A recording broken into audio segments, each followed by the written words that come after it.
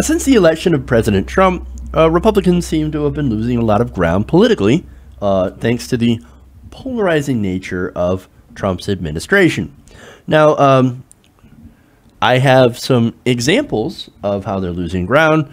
In elections held recently, Republicans have been getting their asses kicked by Democrats, by the Democratic Socialists, and a lot of these left-wing politicians that are running in state and local elections. In fact, one of the big ones happened in Virginia.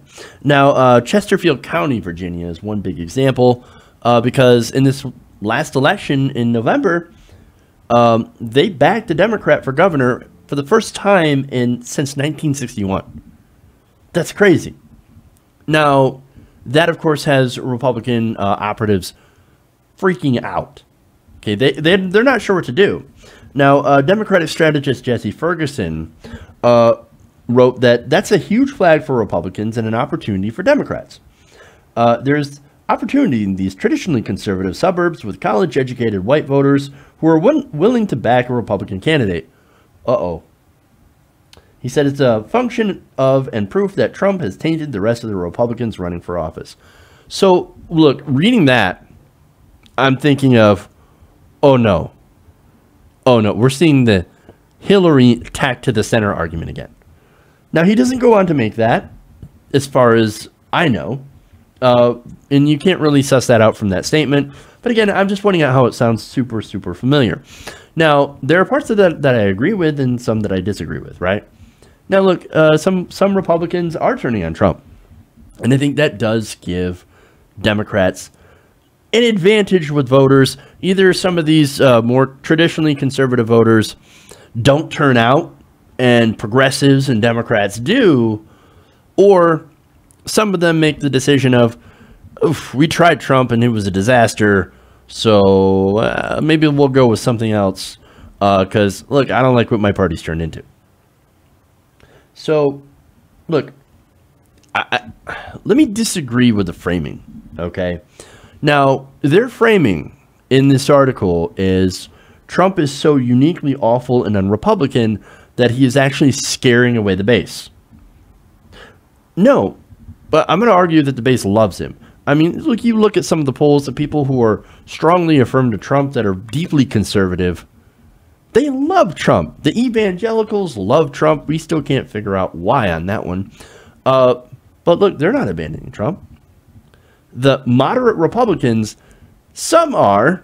You know, you have your, well, look, I can't even call him a moderate. You have Jeff Flake. People who no longer are serving in Congress, these politicians, they're like, I can't in good conscience support President Trump. He's a disaster. But well, there's also a lot of talk behind the scenes among congressional Republicans that are like, this guy's crazy, we cannot support him, but they still will publicly support him and vote with him. And the thing is, they all believe in the same things as President Trump. It's just Trump is so loud and obnoxious, and he's damaging the brand, right? And so that's why some are running away. But the ones that are also running away, well, they don't have to run for re-election, which means they don't have to go after, and try to court that base. That base that absolutely loves Trump and everything that he does. Okay, so again, the framing here in some of these Democratic strategist articles is off. Okay, and I point that out because what they're doing is that they're trying to separate him from the rest of the Republicans. No, there is no separation. Trump is the Republican Party. He is the worst of the Republican coalition. He is conservatism taken to its natural progression. Okay, that is conservative taken to its extreme. You come up with somebody like Trump, who screws people over with impunity. I don't care about anybody else. Lies constantly, does deception on an epic level in order to enrich himself and his family, putting politics before the country, you know, endorsing or backing somebody who's accused of, you know, being a child molester. That's Trump. That's conservatism taken to its extreme. We're going to put party politics before people, before everything else. Okay? That is, like I said, the natural progression. But there's a lot of people that are running from him, and it's because of how open he is about his terrible positions. There are people out there that don't want to admit that they actually love the racism, the sexism, the greed. That they love everything about Trump, but they're saying, oh, no, terrible person. That I love, that I voted for, and I agree with almost on everything.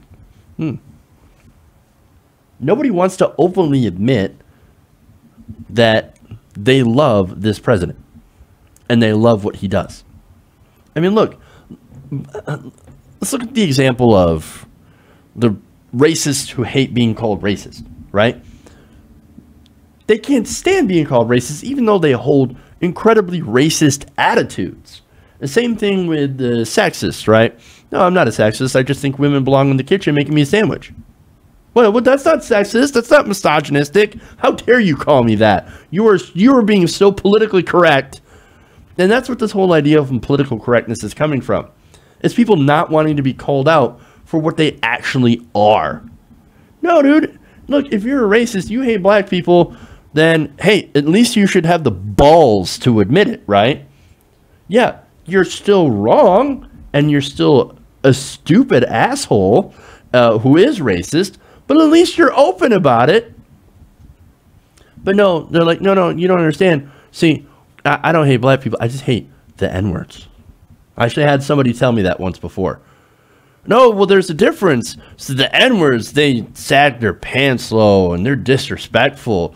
But then we've got the good ones over here. I don't have a problem with those guys. See, they don't want to admit that they're being racist. They don't want to admit that they like this stuff, that they agree with people who think that, with Trump when he says that Mexicans are, rapists and criminals. They don't want to be associated with that label, even though that's exactly what they are. So, again, you don't want to admit that.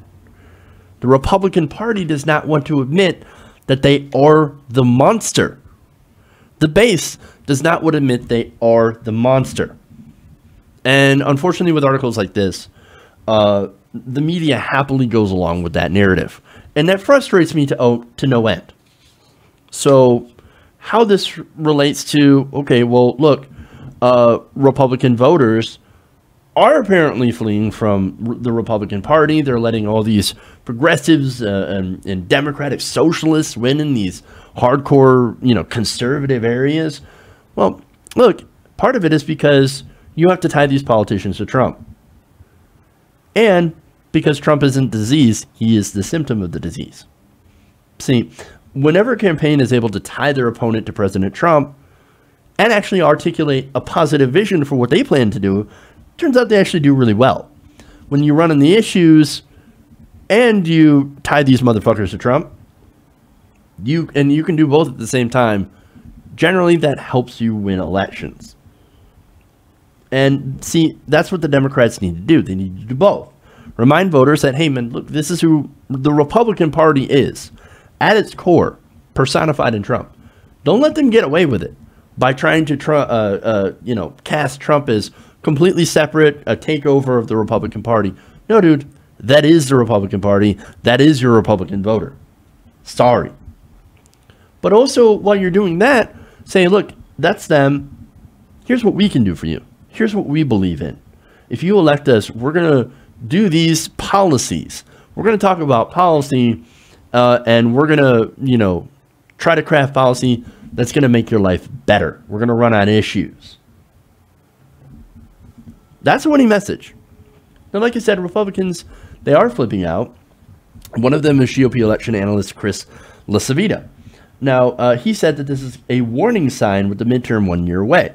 Quote, midterm and off-year elections are defined by whose base is more animated and engaged, and right now it's the Democrats.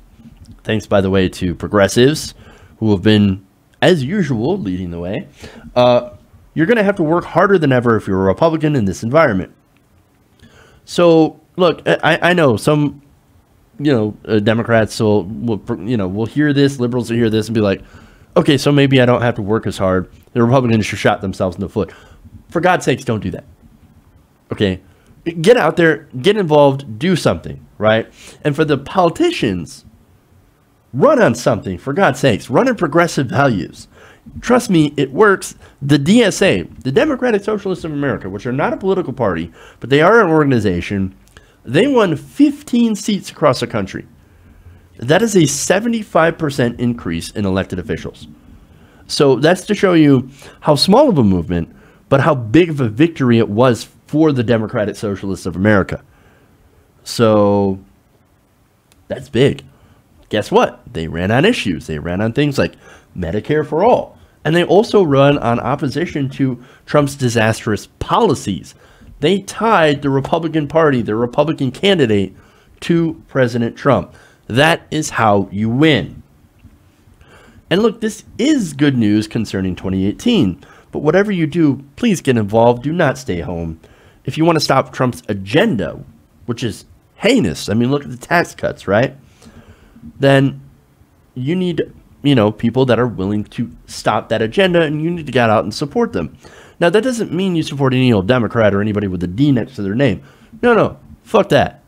All right, I'm not going that direction. If I'm telling you to vote blue no matter who, then you're fucking high. No.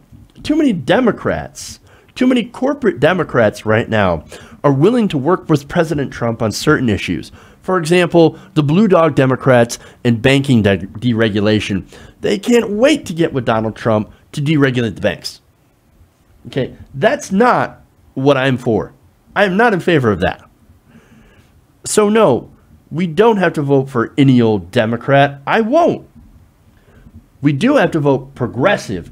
Now, lucky for us, this year is an opportunity that we have never seen before. So many grassroots candidates have now come up to challenge incumbent establishment Democrats. So right now, it is more important than ever to get involved in local politics at the state and local level, as well as the congressional level. We might not have another chance to not only beat the snot out of Republicans, at the ballot box, of course, but to deliver a blow to the corporate neoliberal establishment Democrats as well. We have this chance. Let's take it. Hey everybody, thanks for watching this video. If you want to see more like this, please hit the subscribe button below. And if you want to support truly independent progressive media, please consider becoming a patron at patreon.com/TYTNation.